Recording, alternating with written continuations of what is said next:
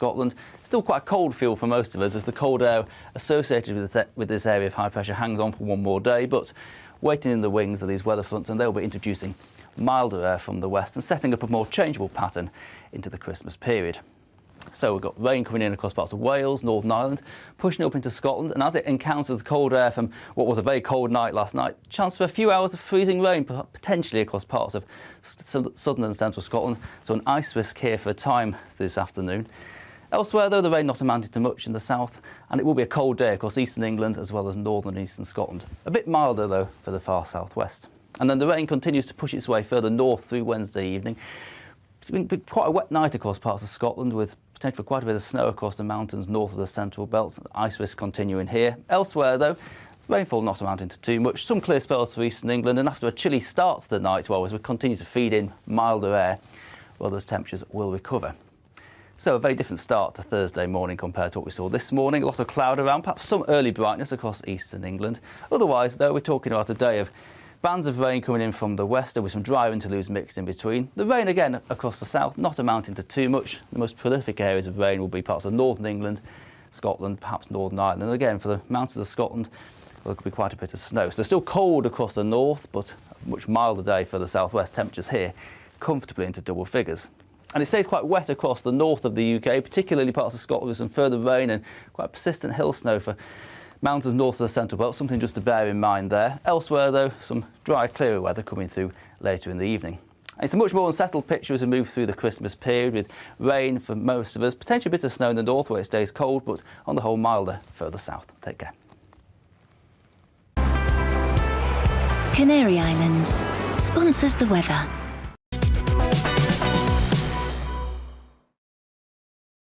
You're watching GB News live across the UK and the world on our digital stream. GB News is Britain's news channel. We are the UK's home of discussion and debate from all perspectives. We are here for you. Don't forget to join our YouTube community by clicking on that subscribe button. And if you want the GB News app, you can click and catch up on programmes anytime. We love to hear from you, so email us. gbviews@gbnews.uk. Thanks for being part of the GB News family. My name is Andrew Doyle. Join me every Sunday evening at 7 p.m. for Free Speech Nation. This is a show where we address current affairs and news stories of the week with the help of two wonderful comedian panellists. I brought in comics because I want to give it a lighter edge, and also they work for less. See you there.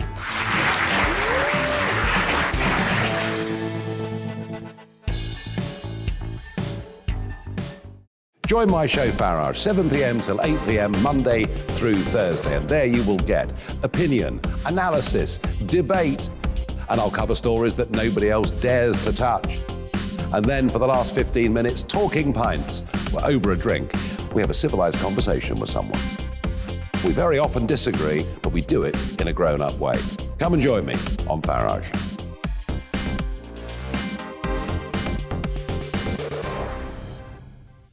I'm Colin Brazier. I've reported from more than 70 countries around the world, covered wars from Afghanistan to Iraq, from Lebanon to the Balkans. I'm trying to bring that experience, that feel for events, to the studio. And something else, I'm ready to give an opinion. Today's stories with a spark. Brazier from 8 p.m. weekdays on GB News.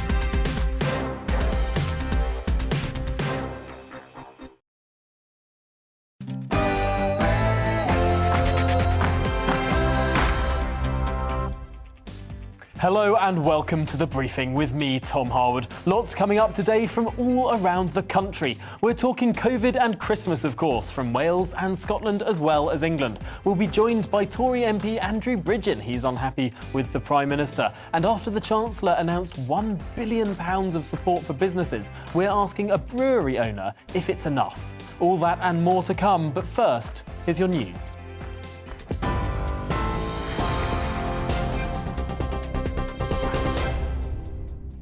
Good afternoon, I'm Rosie Wright. This is your news at 12 o'clock. The self-isolation period for fully vaccinated people who test positive for COVID-19 in England has been cut down from 10 days to 7. Those infected with the virus must produce a negative lateral flow result on day 6 and day 7 of their isolation period. The Health Secretary says the move will help thousands enjoy Christmas with their families. The Prime Minister says Christmas will go ahead as planned, but new measures could be brought in after. The Shadow Work and Pension Secretary, John Ashworth, told us businesses need clarity. Everybody is anticipating that something will happen after Christmas. Indeed, that's the briefing from the government sources to newspapers. Briefings to newspapers isn't good enough. I think we just need some clarity about what the financial package will be and what the restrictions are likely to look like post-Christmas in the run-up to New Year's Eve. We can't leave people in limbo. In Wales, workers could be fined £60 for going to their office under new coronavirus laws. The Welsh Government has announced that unnecessarily attending a workplace is now a criminal offence. People in Wales, though, are still allowed to visit pubs and restaurants, and there's no limit on household mixing. The Welsh Government is expected to give an update on any change to the restrictions in the next 15 minutes. We'll bring you that live here on GB News. Well, the UK's chief medical officers have praised NHS staff for their essential and tireless work during the pandemic.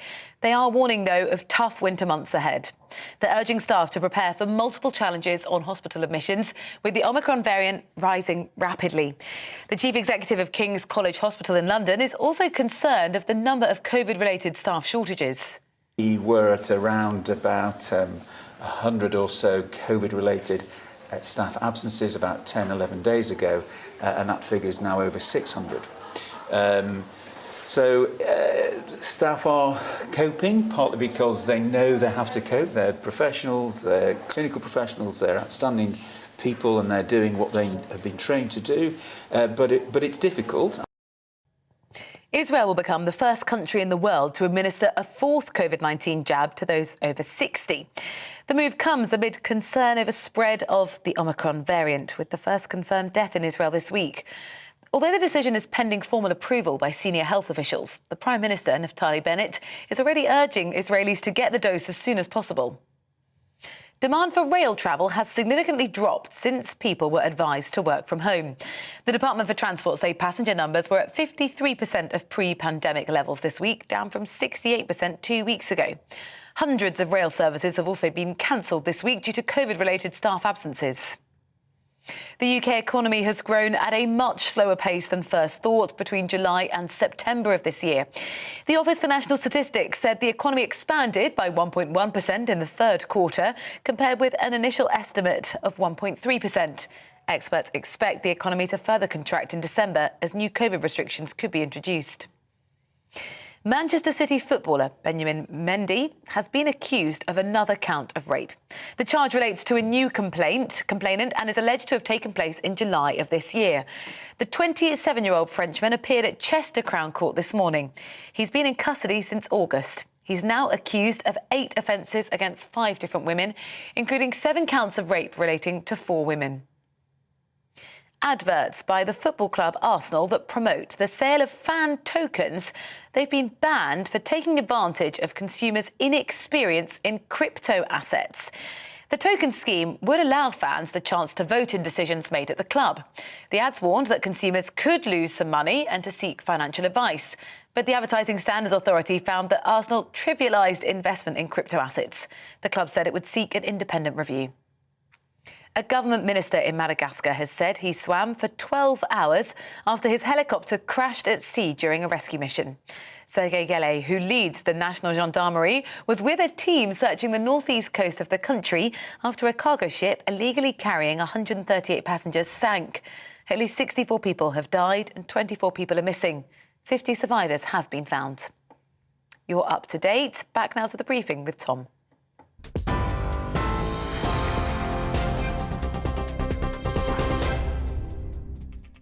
Welcome to The Briefing. Coming up on this hour, Boris Johnson is letting us have Christmas. But what happens after that? It's all a bit up in the air. I'll be talking to Conservative MP Andrew Bridgen, one of many Tories unhappy with the Prime Minister's recent wavering.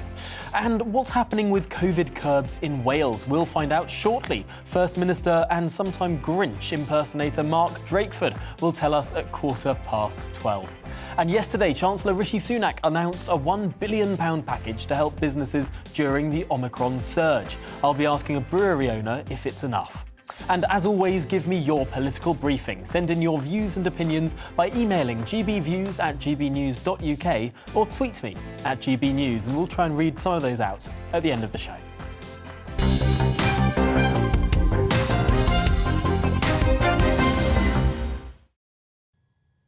Well, Boris Johnson has said we can celebrate Christmas as we had planned, but he's left the door wide open to bringing in new rules for England straight afterwards.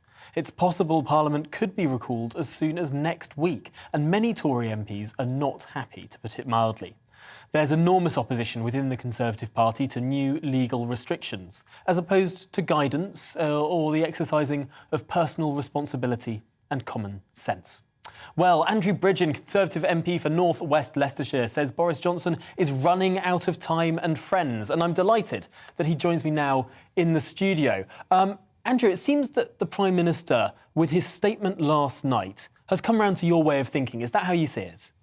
Well, I think the Prime Minister's looked at the facts. It was widely predicted by some of us several weeks ago that Omicron was going to be mild. We saw the data from South Africa, and that's being borne out. Obviously, we've got the most infections in London. London would be the highest risk for the UK. It's 1 in 3 adults, no vaccinations at all. The health service has coped.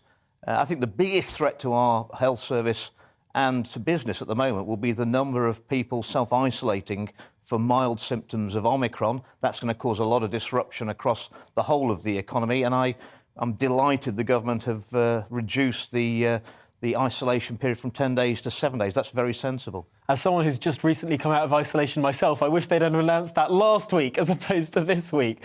But no, it does seem sensible, especially with that sort of those 2 tests on each day. The lateral flows seem to be quite a good thing. I read today that 1 million packs of lateral flows are being sent out every single day. Although the question here, when we're looking at London and we're looking at the cases which do seem to have entered a plateau and potentially even have turned a corner, isn't that because people are self-isolating and restricting their interactions with businesses? And so that sort of voluntary approach that is harming businesses may well be curbing the virus. It will be having an effect, but this variant is so transmissible. It's coming out of the bronchi. It's not going down into the lungs, so it's less lethal, less pathogenic, but it's up to 70 times more transmissible. I think that's pretty incapable of being stopped. But what we're actually seeing, and there's all this talk about infections.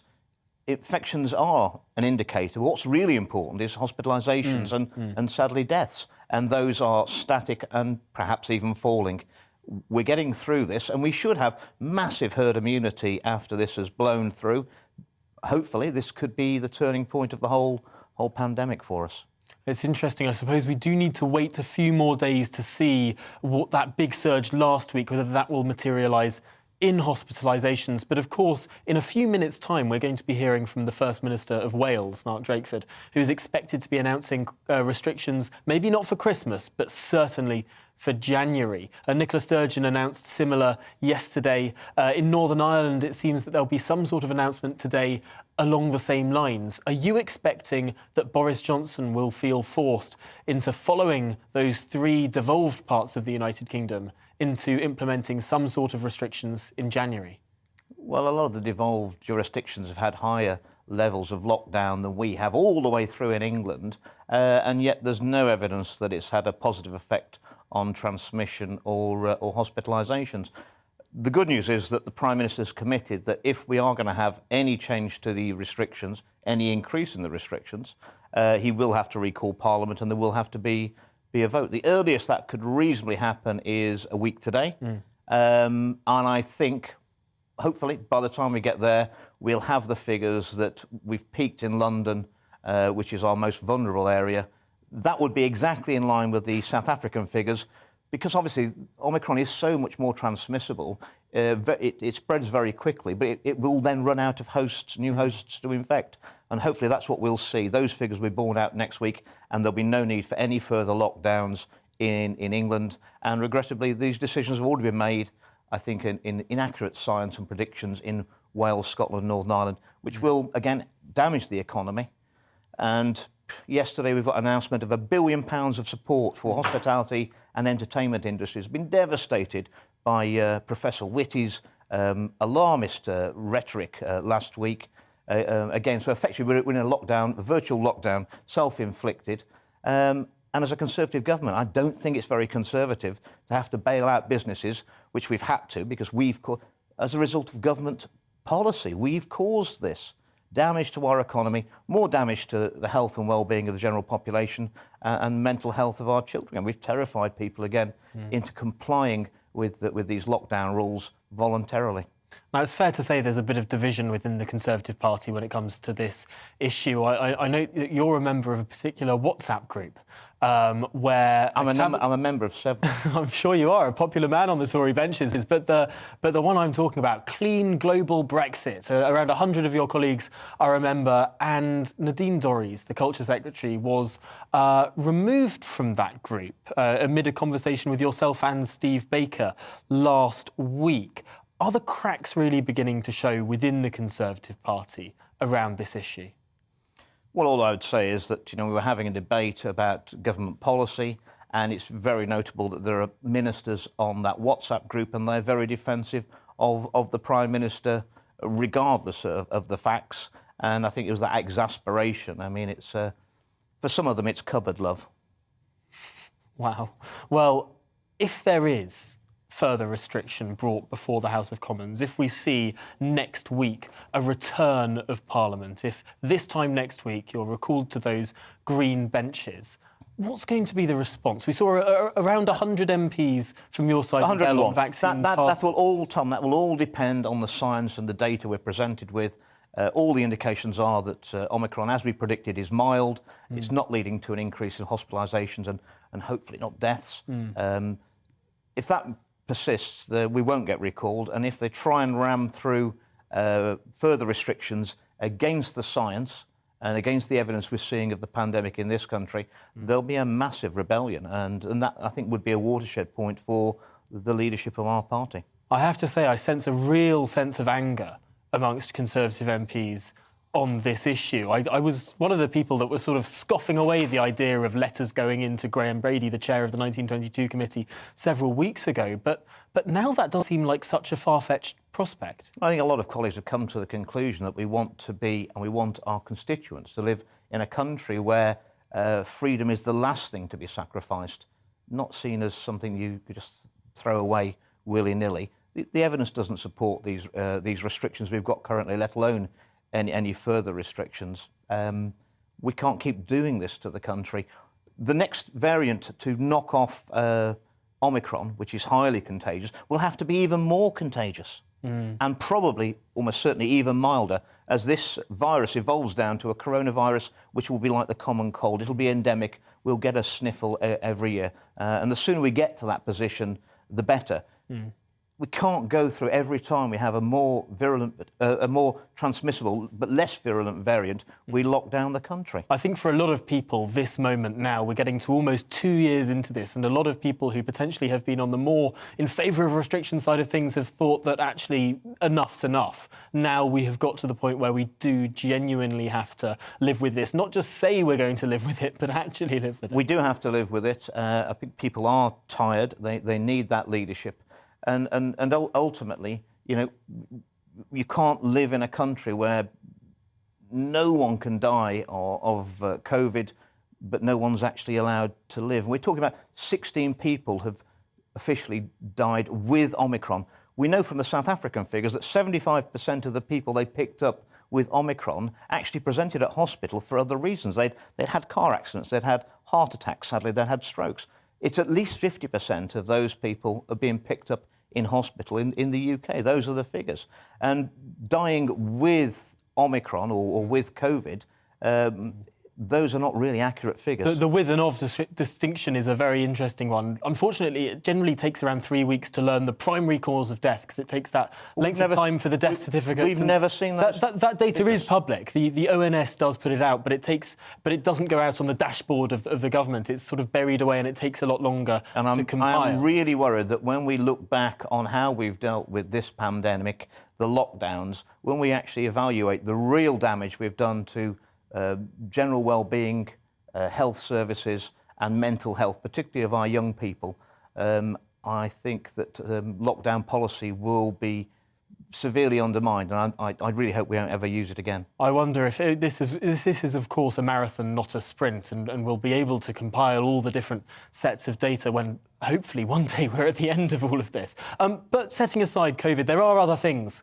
going on in the country right now, and we've got a new Brexit minister in the shape of Liz Truss, not only Foreign Secretary, not only Minister for Women and Equalities, but also now taking on the hefty role of Lord Frost as well. Is she up to the job? She'll have to be. I think it's actually quite clever politics by Number 10. Liz Truss is clearly being touted as a leadership candidate should that position arise, and it's a huge challenge for her personally. She actually backed Remain, as we remember, at the referendum. As did Lord Frost. As did Lord Frost. I think it will fly back in the face of the European Union. They really wanted to get rid of Frosty the No Man, as they called him, and I think he's done a brilliant job. But I think Liz Truss will actually double down now. I think the prospect of, or the threats of triggering Article 16 of the Northern Ireland Protocol are even more now. And with Liz Truss as someone who is potentially angling for that leadership, almost stood last time, ended up backing Boris. Is that more likely to make her more hardline, for want of a better phrase, on this issue, wanting to endear herself more to colleagues such as yourself? Indeed, and I think, and if she doesn't or doesn't perform in that role, it's a double-edged sword. I mean, that would severely damage her future leadership hopes whenever they may materialise. It's interesting we're all talking about leadership at the moment. The names that are always thrown into the fray, Rishi Sunak, Liz Truss, some people even saying Mark Harper, of course, the leader of the COVID recovery group. What names are you hearing? Well, I'm hearing all of those names. My personal view, and it is only my personal view, is that I think we need to have someone who's from outside the government. I think those in the cabinet who've allowed some of the issues to arise over the last few months and the last couple of years, not dealt with them. I'm not sure I could back any of those people who've been at that table, allowed some of the things to go forward, to deserve to be the next leader of the Conservative Party and de facto Prime Minister. Unless someone were to, for example, resign over big, new, stringent measures, is that a possibility next week? I really don't think the Prime Minister or the science is going to back any further restrictions. I'm really hopeful we'll get good data out next week, which means we won't get recalled and people can relax and enjoy the new year. I have to say it'll be interesting if there's really good data next week. Wales, Scotland, Northern Ireland all plunged into restrictions for at least 3 weeks, and England sitting happy, having New Year's celebrations and the like. It might make people like Nicola Sturgeon look like they've got a bit of egg on their face. Well, that's the situation. If you make these rash decisions, then you have to reap the political rewards. She's had a good run, but as we said, really all the way through the pandemic, the devolved areas have actually taken up a stronger position against COVID. And indeed, if we know, if Starmer and the Labour Party were in power now, we'd never be out of lockdown, would we? Well, on that note, we should probably turn to Mark Drakeford, who is currently speaking and announcing further restrictions for the people of Wales. Spreading quickly. In England and Scotland, it has already overtaken the Delta variant and become the dominant form of coronavirus. And that will soon become the case in Wales. Omicron has a doubling time of around 2 days, and on that basis, by Boxing Day, we can expect to see many thousands of new cases across Wales. Well, while we try and fix that link to First Minister Mark Drakeford, let's have a little bit of a speculation as to what exactly is going on in Wales. Of course, further restrictions have already been announced in Wales over previous days. There was the announcement over indoor sporting affairs and also that announcement over fining individuals who turn up to work. Hundreds of pounds for individuals and thousands of pounds for businesses. Let's return to Mark Drakeford now. Has been meeting almost every day, looking at the very latest scientific advice and the latest data, and we've been considering what protections we need after Christmas. And that's what I'll be focusing on this afternoon. By the end of last week, we had already decided that we would be introducing new measures for retail and for workplaces when they reopen after Christmas. On Tuesday, we decided that sporting fixtures will have to move behind closed doors for the time being. And today, I can set out further measures we are taking to protect people's health and to help businesses continue to trade after Christmas is over. We are introducing a new Alert Level 2 for hospitality businesses, cinemas, theatres and public gatherings. Measures that have now been tailored to the new Omicron variant. At Alert Level 2 measures, all Alert Level 2 measures, including retail and workplaces and the closure of nightclubs, will come into force from 6 a.m. on Boxing Day. The new measures will mean a general requirement of a 2-metre social distancing in all premises open to the public and in workplaces, subject to that test of reasonable measures. The rule of 6 will apply to gatherings in regulated premises, such as hospitality, cinemas and theatres. All licensed premises will need to take additional measures to protect customers and staff, including table service and collecting contact details. Face coverings will be required in hospitality settings at all times apart from when seated. Large events will not be able to go ahead indoors or outdoors.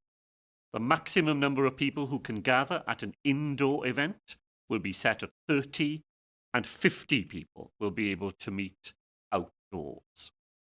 There will be an exception for team sports where up to 50 spectators will be able to gather in addition to those taking part, and there will be an exception, as previously, for events involving children.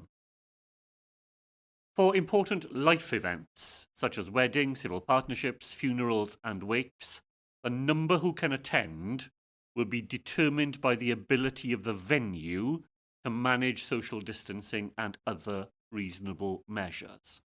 And all guests attending a wedding breakfast or a funeral wake will need to take a lateral flow test before attending.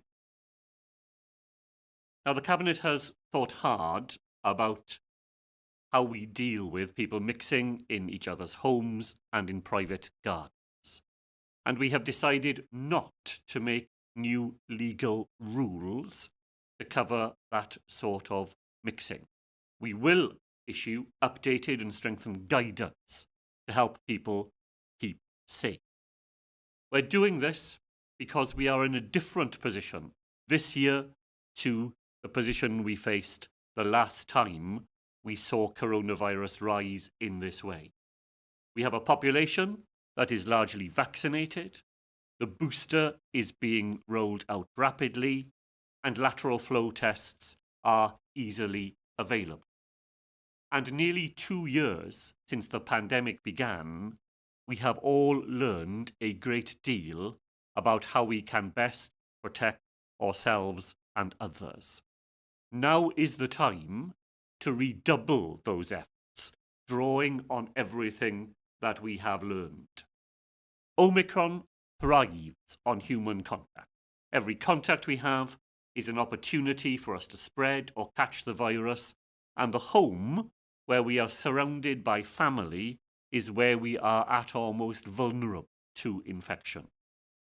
To stay safe in our own homes, we are advising that everybody follows 5 simple measures. First of all, limit the number of people visiting you. Secondly, if you are visiting or if people are visiting you, take a lateral flow test before that takes place. Remember that meeting outdoors is safer than indoors. And if you have to meet indoors, do everything you can to make sure that it is well ventilated. If you are seeing family and friends, then space out those visits. Don't see everybody all at once and at the same time. And finally, don't forget all those basic things that we've learnt to do together. Social distancing, respect for others, washing our hands, and so on. All of that will be guidance, strong guidance that people in Wales can draw. But we will reinstate a specific offence in regulations for large gatherings in private homes. This is because Omicron thrives in large gatherings and in enclosed spaces. Now, of course, we want these measures to be in place for the shortest possible time, and that is why they will continue to be kept very regularly under review. Moving to Alert Level 2 is designed to help businesses continue to trade while also strengthening measures to protect people's health. But we recognise, of course, that these are measures which will have an impact on businesses. As a result, £120 million will now be made available by the Welsh Government for nightclubs, events, retail, hospitality, leisure and tourism businesses affected by the move to Alert Level 2. And that is double the new funding of £60 million that we announced only last week. And the Economy Minister, my colleague Von Gethin, will announce further details about how this support will operate tomorrow. At the same time, we have already announced in the last few days further funds, additional funds to support sports venues and arts and cultural organisations affected by the pandemic. Now, the wider context in which we are making these decisions continues to change very rapidly. And I can announce one further change to the rules that we have decided to introduce today. Fully vaccinated adults and children aged between 5 and 17 who are identified as contacts of someone who has tested positive for coronavirus will now be asked to take a daily lateral flow test for 7 days instead of needing to self-isolate.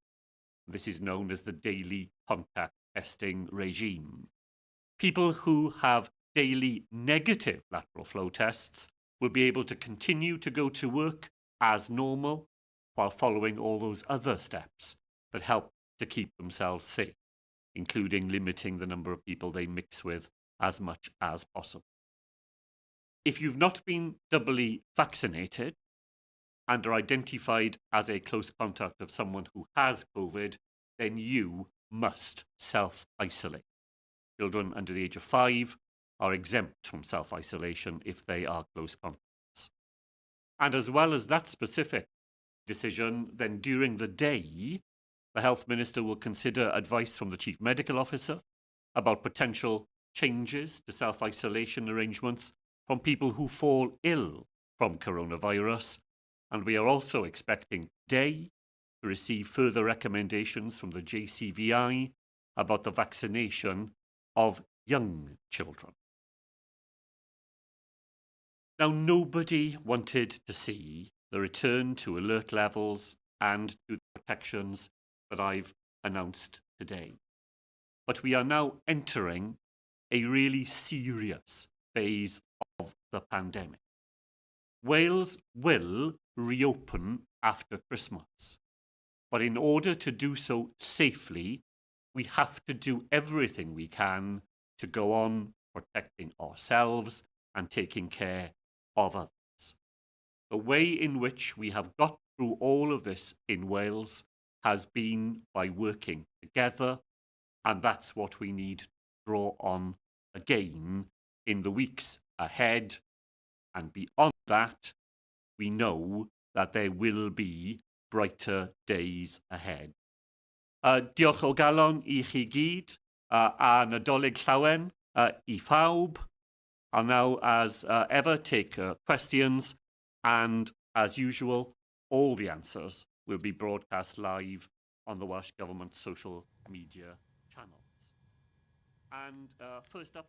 That was Mark Drakeford, the First Minister of Wales, setting out new restrictions for the people of Wales. New restrictions including the rule of 6 in regulated premises, table service being reintroduced in pubs, 2-metre social distancing in workplaces and in hospitality, face coverings mandatory indoors at all times except when seated, a ban on all large events, just 30 people allowed indoors and 50 outdoors, an exception, of course, for children, and a strong set of advice to dissuade against home visits and regular lateral flow testing. A really quite extraordinary set of measures to be introduced from 6 a.m.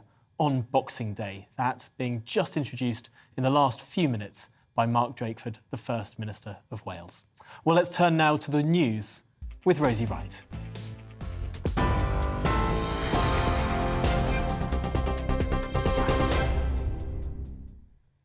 I'm Rosie Wright. Let's get you up to date. The First Minister of Wales, as you've just heard, has announced that the country will move to COVID Alert Level 2 on Boxing Day. The measures include 2-metre social distancing in public and places of work, the rule of 6 in pubs, restaurants and cinemas and theatres. Face coverings will be required in hospitality settings at all times, apart from when you're sat down. There's also going to be a limit on the number of people attending large events of 30 people indoors and 50 people outdoors.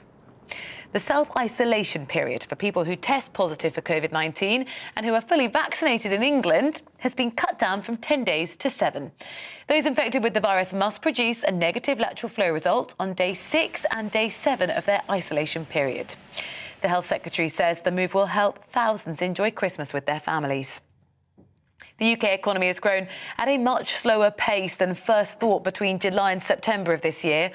The Office for National Statistics said the economy expanded by 1.1% in the third quarter, compared with an initial estimate of 1.3%.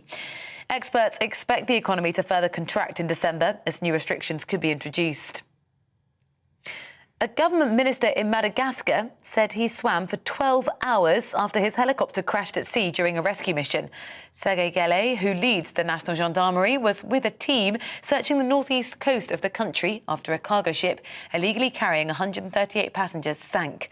At least 64 people have been killed, 24 people are missing, 50 people have been found. You are right up to date. I'll be back with more on today's top stories in half an hour.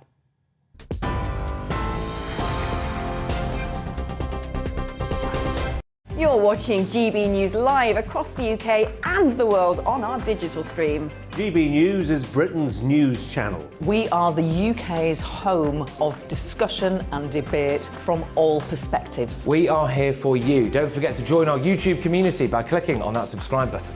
And if you want the GB News app, you can click and catch up on programmes anytime. We love to hear from you, so email us. gbviews@gbnews.uk. Thanks for being part of the GB News family. My name is Andrew Doyle. Join me every Sunday evening at 7 p.m. for Free Speech Nation. This is a show where we address current affairs and news stories of the week with the help of 2 wonderful comedian panellists. I brought in comics because I want to give it a lighter edge, and also they work for less. See you there.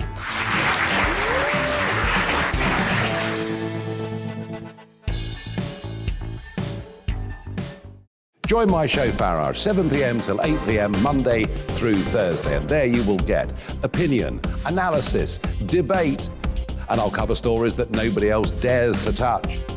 And then for the last 15 minutes, talking pints. We're over a drink. We have a civilised conversation with someone.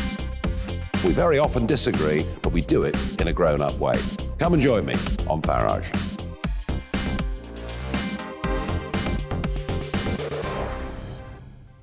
I'm Colin Brazier. I've reported from more than 70 countries around the world, covered wars from Afghanistan to Iraq, from Lebanon to the Balkans. I'm trying to bring that experience, that feel for events, to the studio. And something else, I'm ready to give an opinion. Today's stories with a spark. Brazier from 8 p.m. weekdays on GB News. Join us for the Political Correction. We're here every Sunday to correct politics and put you, the people, back in charge. We talk about all areas of the United Kingdom, including Northern Ireland.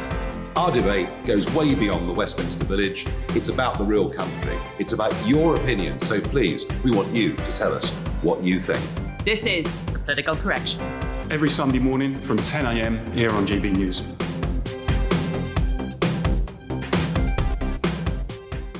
You're watching GB News live across the UK, the world and our digital stream. GB News is Britain's news channel. We are the UK's home of discussion and debate from all perspectives. We're here for you. Don't forget to join our community by hitting the subscribe button.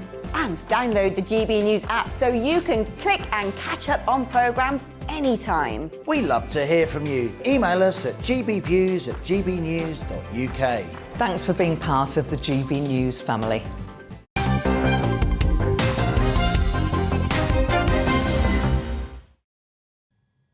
Welcome back. Well, after days of pub and restaurant owners clamouring for help as Omicron surged and people decided to voluntarily stay at home and avoid the virus, Chancellor Rishi Sunak yesterday announced a £1 billion support package for businesses. Small and medium-sized firms can claim up to £6,000 per site, but there'll be no extra help for workers who lose their jobs or who have their hours cut. Well, joining me to discuss what difference this money might make is Andy Wood, CEO of Adnams plc, a Suffolk brewery firm. Welcome to the programme, Andy. First of all, £1 billion sounds like quite a lot of money in the abstract. What does it mean specifically? Well, Tom, good to be here. I think we're grateful for this short-term support, but there has to be more, because actually most pubs aren't going to get £6,000. They're going to get £2,600 or maybe £4,000.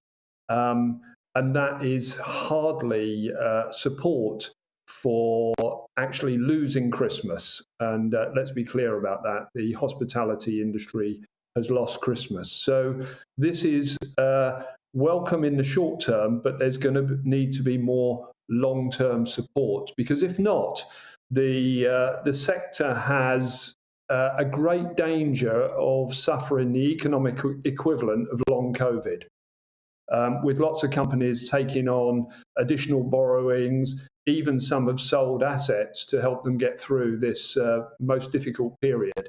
And the hospitality industry has been in and out of lockdown for 22 months. So, and numerous rule changes to adapt to during that time. I suppose keeping track of all of those rule changes is incredibly difficult to do, and also forward planning, given how quickly things are changing. We've heard in the last 20 minutes that the rules have changed pretty significantly in Wales, not yet changing in England, but there's speculation it might well do so next week. Do you expect that there'll be more further support packages coming out in the coming weeks and months? Well, a business such as Adnams, but any business in the hospitality industry, or businesses generally, what are they looking for? They're looking for a degree of certainty, a degree of consistency, a degree of clarity, and that leads to confidence. Well, certainty is difficult to give for any politician, irrespective of their political stripes, I think, at this stage. But consistency and clarity of messaging is something politicians should really think about. And there's been a lack of consistency and a lack of clarity. And what does that lead to? That leads to severely eroded confidence. And you rightly said up front, there's no support for employees or employers, employees, or people who may lose their jobs as a result of this. And, that doesn't give us any great deal of confidence. Would you like to see that sort of support? There's been talk of potentially introducing a sector-specific furlough. Are these the sort of measures that your sector would like to see, at least in the short term? I think the sector will need some support of that nature. I think we also have to remember, whilst one might say this is public money, the hospitality industry really encourages people to spend in the economy. So it is important that this is seen as an investment, keeping 3 million people in jobs and multiple billions of value to the economy once it recovers. And the hospitality industry has shown through the summer that if it's supported, it bounces well. And therefore taxes get paid and people spend in the economy and the economy starts moving again. So yes, I would like to see further support. And further support perhaps in the continuation of business rate relief through Q1, Q2 in 2022, and probably a continuation of reduced VAT through to the middle of the next year as well. I suppose there's every chance that people who've been avoiding social contacts, particularly this week and last week in the run-up to Christmas, trying to not get this virus so that everyone can go back and see their families and not spend Christmas in the misery of isolation. Potentially, all of those people who've been sort of sitting on their hands and not going out so much this week and last are really looking forward to going out maybe the next week or the week after that in early January and ready to spend all that money that they would have spent this week next in a few weeks' time. Do you get the sense that there might be that sort of natural stimulus coming about through people with a regained sense of confidence? I think undoubtedly we saw that in the summer. I mean, Andy Haldane, when he was at the Bank of England, talked about 140 billion to be spent in the economy once lockdown ended. And there was a significant bounce back and a natural stimulus as well. But what you've got to do is get hospitality businesses, and they're not all of the scale of Adnams, and Adnams is a mid-sized business, but a lot of pubs and restaurants are just mom and pop shops. Their cash flow is severely being hit. So they need that support now. But we all hope, and I hope you're right, Tom, that there is a natural stimulus that occurs as soon as the sun starts shining again. Let's all hope that that sun starts shining soon. A bit of a tongue twister there at the end. But for now, Andy Wood of Adnams plc, thank you very much for joining us this afternoon on The Briefing. Now, moving on, the Prime Minister yesterday promised no new restrictions this side of Christmas. But what about after that? It's anyone's guess. With the sleaze allegations, the parties and the very angry backbenchers, can Boris Johnson do what he wants? Or is he now a little bit captive to his party? Well, joining me to discuss this is Henry Hill, the news editor of the Conservative Home website. Henry, welcome to the programme. Can Boris Johnson do what he wants, or is he beholden to his backbenchers? Boris Johnson hasn't been able to do what he wants for a while. You only need to look at the government's track record on big controversial ideas. Planning reform, I think, would probably be the moment that we put paid to the idea that Boris Johnson was a commanding figure whose majority was beholden to him. But his position has certainly got weaker. His COVID agenda is now basically being delivered with the support of Labour MPs. He suffered a rebellion of over 100. That rebellion is only going to get larger, I suspect, as time goes on. And every time it does, the measures might get through with Labour support, but it erodes his authority with the backbenchers and as Conservative leader. Interesting. Some of Boris Johnson's critics like to paint him as someone who is weak, who doesn't have the moral authority to lead. Others say he doesn't know his own mind. And if you ask him at any given day of the week, he would tell you something different about what should be done in the first place. Do you lay any credence to that allegation? I think it's certainly true that Boris Johnson is not an ideological, and never has been an ideological prime minister. Now, that used to be a strength, right? When we look at the 2019 general election, the thing that allowed Boris to reach out to those millions of voters who hadn't backed the Conservative Party before and win all those new seats was the fact that he had an easier time, perhaps, than some other candidates would have let the Conservative Party shibboleths on how the state should be organised and everything else. But the problem is that means when times get tough, you've got nothing to really push you onwards, and you've got nothing for your party to rally around. If we contrast Boris with, that Tory figure, Margaret Thatcher, even when Margaret Thatcher was very unpopular, her cabinet and a substantial chunk of her MPs, they were prepared to put up with it because they thought they were doing something important, and it was obvious why they were making the sacrifices they were making. The problem Boris has is that once he's behind in the polls, Tory MPs are left going, "What? Why are we putting up with this? What's this for?" They don't really know what levelling up means because Boris never fleshed it out. There's no ambitious reform agenda. Brexit is basically done. So the question is, to what are they going to be loyal if he doesn't look like a winner? And I don't think he has a persuasive answer. That is an incredibly perceptive piece of analysis. There is no sort of crux for people to rally behind, no flag to rally behind, no sort of plan for the future. I suppose Boris Johnson has a bit of time now. If Parliament is recalled next week, maybe only a week, but a bit of time to try and get things in order and try and set out an agenda for the next maybe 2 years of this government, if he's lucky enough to last that long. What should he now be doing in order to win back the respect of his backbenchers?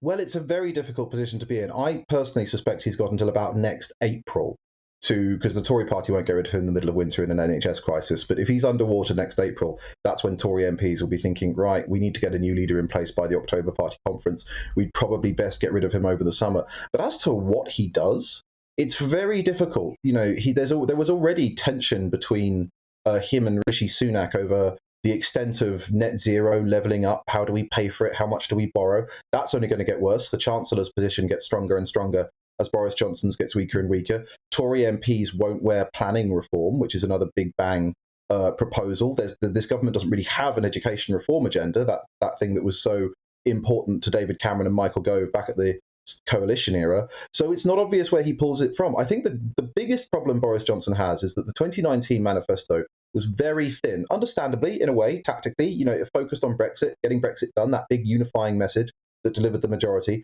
But it means that if he just pulls an agenda out of thin air, Tory MPs fairly are going to say, look, we weren't elected on this. We didn't pledge ourselves to this in 2019. And the House of Lords, if it's a big controversial agenda, will say this isn't in the manifesto. We've got no obligation to defer to this agenda. So I think the problem is he didn't bring enough ideas in from the 2019 election to carry him through. And I'm not sure he has the political or moral authority to invent one now. Really interesting. You mentioned education under David Cameron and, of course, Michael Gove and his reforming zeal. Michael Gove, also the man who, in the Cabinet Office, helped do that no-deal planning that undoubtedly aided a renegotiation and a fresh Brexit deal. Michael Gove is now in charge of levelling up, whatever that is supposed to mean. And yet he seems to have been the invisible man over the last few months. What on earth is he up to? I mean, that's a very good question. I think the puzzling thing about Michael Gove is that Michael Gove now has 3 briefs. He's got planning reform, he's got levelling up, and he's got saving the union. Now, each of those is of existential importance to the Conservative Party, and I think each of them realistically could justify having its own cabinet level representative. Now, Michael has a good record as an administrator. He has, in the past, shown himself to be an ambitious reformer. I think he could maybe do a good job out of one of those. But instead, he's got all 3. And the result is we haven't really seen anything on anything. The planning white paper has gone underwater. We don't really know what levelling up means. The government's union policy is in a state of constant low-level chaos, with basically a tug of war between Michael and his allies on one side and other members of the government on how best to approach it. So it is a bit of a mystery. I suspect that part of what's happening now is that cabinet members who have ambitions for the leadership are going into sort of silent running mode so that they're not associated with the end of the regime. But I couldn't tell you for certain. Bleak piece of analysis, hiding from the end of the regime. My gosh, well, I'm afraid that's all we have time for in this conversation, but I'm sure there's lots to think on for the new year. For now, Henry Hill, news editor of the Conservative Home website, thank you for joining us this afternoon. Now, Scottish First Minister Nicola Sturgeon yesterday announced a number of new restrictions that will kick in after the 25th of December, allowing families to get together for Christmas Day, but not much afterwards. Scots are asked to limit socialising from the 27th of December, and also a cap will come in on the number of people allowed at public events. Table service returns to hospitality with 1 metre distancing between groups and no more than 3 households allowed together. Well, joining me to discuss this is Dr Sandesh Gulhane, Conservative member of the Scottish Parliament for the Glasgow region. Welcome to the programme. Were we expecting this from Nicola Sturgeon? Hello, thank you for having me. Yes, we were. If we look at the evidence paper that was published by the Scottish Government, it painted a rather grim picture of Omicron, showing and when she was talking in chamber, the numbers were increasing, the R number of coming up to 4, the attack rate of 50%. So all these things, and the fact it's escaping double vaccinated people, and we need to get the booster to ensure that we get some protection. All these things were clearly leading us down the path to where we are now. I can understand that, and I can understand the clamour to do something about what looks like some pretty scary growth in a lot of graphs. What I think a lot of people, and particularly a lot of scientists, are confused about is the idea of allowing one big day of mixing before then slamming on the brakes. Does that not seem to be a little bit counterproductive? We've been talking about this for a long time. It's not just about these measures. There isn't clarity in the Scottish Government thinking. You're not allowed to do one thing, and yet you're allowed to do something else, and it's just completely counterintuitive up here in Scotland as to what's going on. I get so many emails from constituents saying, "Well, why can't I go and see my son do their nativity play when I can go to concert and watch Beyonce in concert? How's that fair? How does that make sense?" And you can understand the frustrations. That was one of the problems we had previously. And so I'm absolutely with you to have to say, well, you can have one big day isn't really helpful. But what I want to say, though, to everyone who's watching is that the most important thing for you to do is to do the thing that matters the most, and don't do anything that will jeopardize that. So for some people, that is sports. For some people, that's family. For some people, that's the Christmas dinner. So make sure that's your primary focus, and don't do anything that will jeopardize that as your primary focus. Clear piece of messaging, and I suppose that does something that governments can't. Everyone knows what they themselves value most, and so a sector-by-sector shutdown or regulations across the whole broad sweep of things could potentially be less good. Are you more in favour then of the sort of voluntary approach that appears to be taken, if not across England, at least in London over the last couple of weeks, where people have really limited their social interactions, but without the need for legal restrictions? I think we need to get a balance. We do need to ensure that we have some safe measures, but we also want people to be responsible for their own health and as I said earlier, do the things that matter to them and not jeopardize the things that don't. Up here, we now have the 10-day isolation rule. So if somebody in your household picks up COVID, everyone is isolating for 10 days. Now, that is something that's very difficult for people to accept and understand.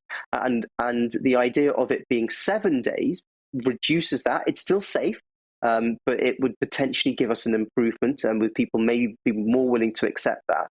And we also want to see an improvement in the PPE that's offered to healthcare staff. So at the moment, it's a surgical mask, but we know that COVID is airborne. It's not just droplet spread, it's actually airborne. So a surgical mask is not good enough. What we need is these enhanced masks, so they're called FFP2 and 3, so enhanced masks for healthcare workers, because that's the protection that we need to provide. And that's something that I brought up to Nicola Sturgeon in Chamber, and that's something that I will continue to be bringing up until we can make our healthcare staff safe.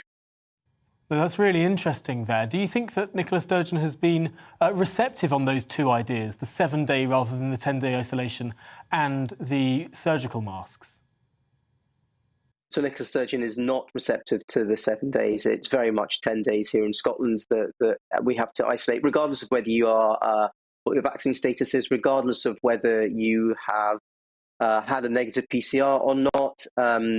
You are isolating for 10 days in Scotland. And it's really important that we need to bring the public with us. The public need to accept our measures, be happy to take the measures that we are putting on them, and to come with us. We don't want to be forcing people. We want people to be coming with us. Now, as far as the masks are concerned for healthcare staff, Nicola Sturgeon said that she would be listening to clinical advice that she gets. So for all the doctors out there, for all healthcare staff out there, if you want to see improved PPE, then get onto Twitter, get onto your MSP and tell them that's what you want to see. Because if we get enough messages, then Nicola Sturgeon will change her mind and will actually get protection out there for healthcare staff.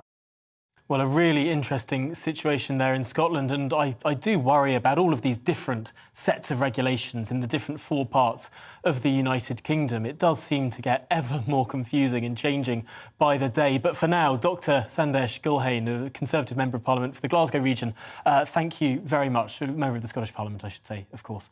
Well, you've been watching The Briefing with me, Tom Harwood, this afternoon. The show is back every weekday at 12 p.m. I also present the show at 9 a.m. as well, so tune in for both. Up next, it's On the Money with Liam Halligan, but for now, I'll leave you with your weather forecast. It's time to remind ourselves there's always another winter. Canary Islands sponsors the weather. Hello there. Well, a change is on the way for the weather across the UK over the next few days, starting today with some rain moving in from the west, potentially bringing some ice or snow to parts of Scotland. Still quite a cold feel for most of us as the cold air associated with this area of high pressure hangs on for one more day, but waiting in the wings are these weather fronts, and they'll be introducing milder air from the west and setting up a more changeable pattern into the Christmas period. So we've got rain coming in across parts of Wales, Northern Ireland, pushing up into Scotland, and as it encounters the cold air from what was a very cold night last night, chance for a few hours of freezing rain potentially across parts of southern and central Scotland, so an ice risk here for a time this afternoon. Elsewhere, though, the rain not amounted to much in the south, and it will be a cold day across eastern England as well as northern and eastern Scotland. A bit milder, though, for the far southwest. And then the rain continues to push its way further north through Wednesday evening. It's been quite a wet night across parts of Scotland, with potential for quite a bit of snow across the mountains north of the central belt. Ice risk continuing here. Elsewhere, though, rainfall not amounting to too much. Some clear spells for eastern England, and after a chilly start to the night, well, as we continue to feed in milder air,